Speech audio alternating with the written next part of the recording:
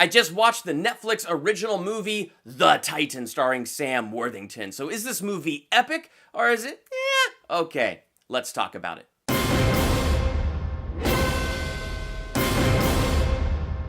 Welcome to Durbania, I'm Durbin, and this is my spoiler-free review for the Netflix original movie, The Titan, starring Sam Worthington. This movie was just, it was okay.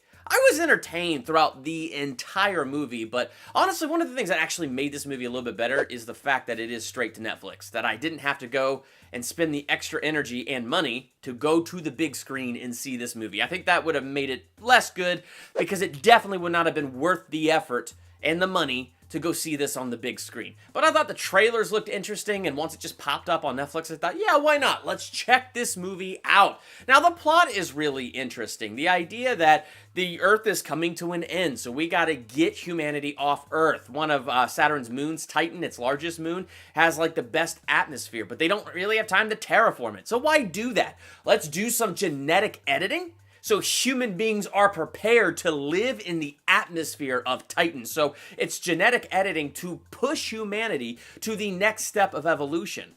And to me, this was the most interesting point of the movie, was Sam Worthington's character. Like, his character, the way he loves his wife, the way he loves his son, the way he's thinking about this. He wants his son to have a future. There's no future left on the earth. It's just a matter of decades before it's all over. His son will see the end of the world. So what does he want to do? He wants to give his son a hope and a future. So, I mean, really good motivation, really good reason for him to push through the pain of what he's going through.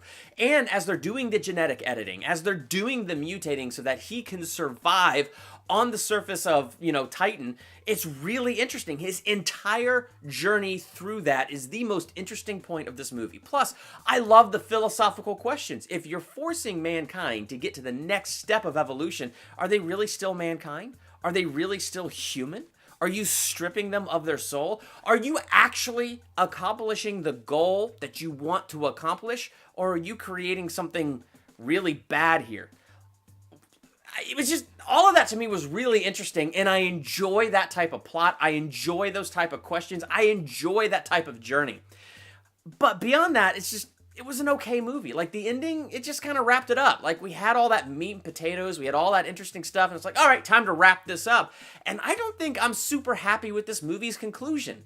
It left a lot open, but not in that, cliffhanger way of, oh, that's smart and that's artistic, and oh, I can't wait till the next one. It just left it open in that way that I was like, really?